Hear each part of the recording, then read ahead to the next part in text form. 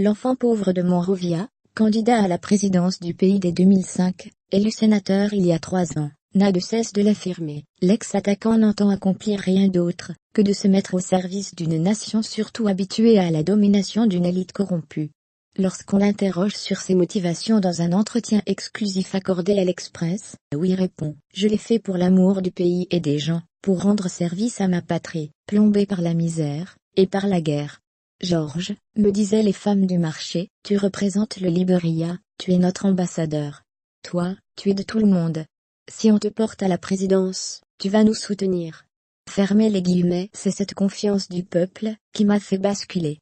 12 ans après sa première tentative, le voilà aujourd'hui convaincu que son heure est venue, et que son pays, s'il figure toujours parmi les 10 nations les plus pauvres du monde, est mûr, à l'image de son mouvement. Le Congrès fort démocratique change, CDC, plus structuré, pour le reconnaître, en tant que nouveau président de la République.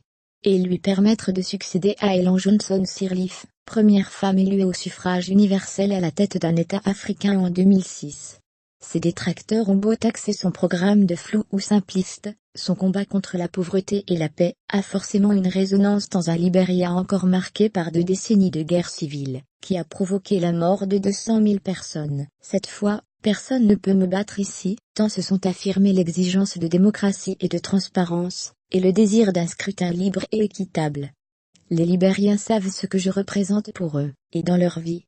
Et Mr. George de s'adresser à notre confrère, sûr de son fait. Tu verras, le 10 octobre, si le processus est honnête, *, je gagnais au premier tour.